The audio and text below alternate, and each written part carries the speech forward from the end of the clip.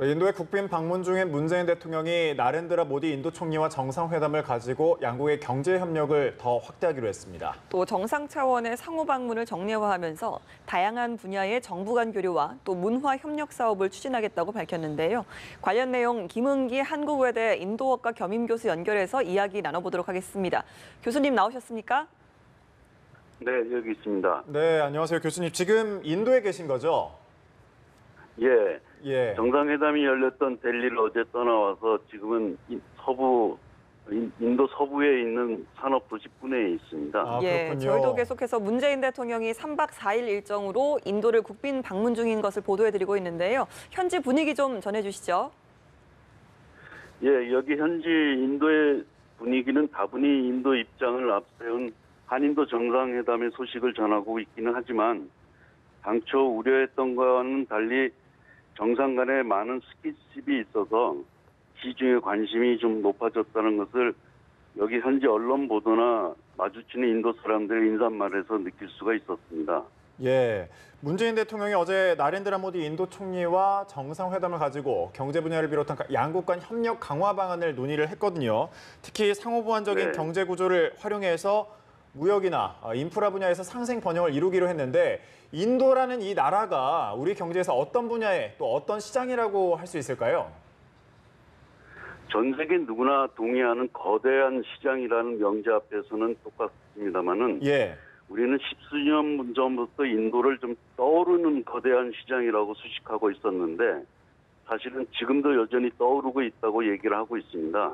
예. 그러나 이 거대 시장은 이미 떠올라 있는 시장입니다.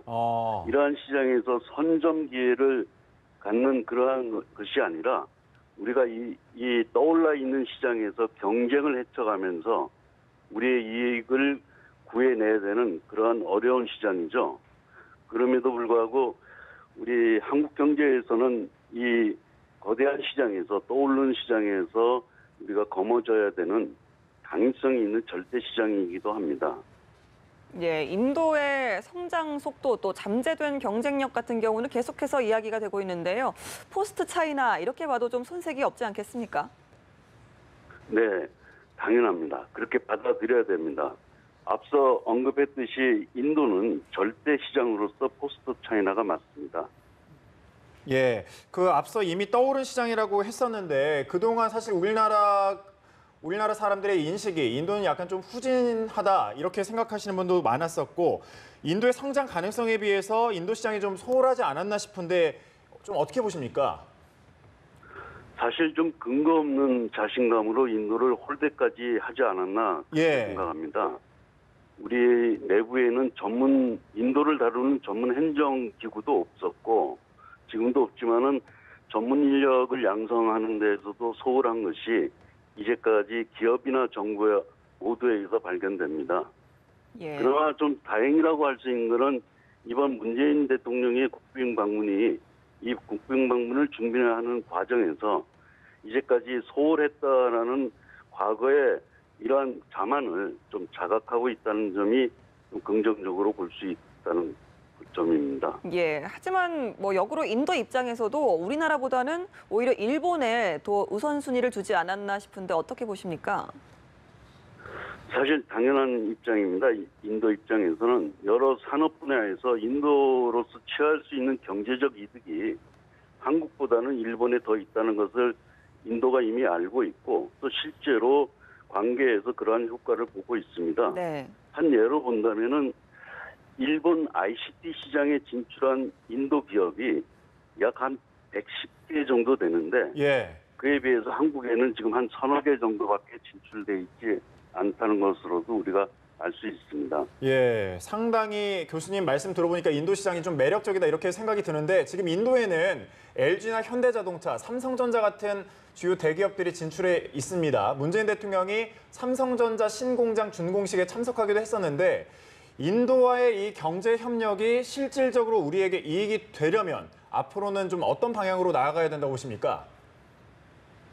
예, 죄송합니다만 먼저 시청자분들에게 오해가 없도록 이런 설명을 좀 할 것이 있는데 삼성 노이다 공장 준공식은 처음 지어지는 공장이 아니라 예. 기존 공장에 더하여 제2공장을 준공한 것입니다. 예. 기존 휴대폰 및 가전 생산 능력을 2배로 증설한 공장이죠.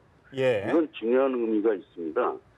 공장 증설로 휴대폰 생산 기준으로 보면 세계 최대 규모가 된 것인데 스마트폰을 연간 1억 2천만 대를 생산하게 되는 것으로서 이는 4억 명의 스마트폰 사용자를 가진 세계 제2의 스마트폰 시장인 인도에서 삼성이 여지껏 시장 점유율 1위였습니다. 예. 최근에 이 지위를 중국 기업으로부터 위협을 받고 있는 중입니다.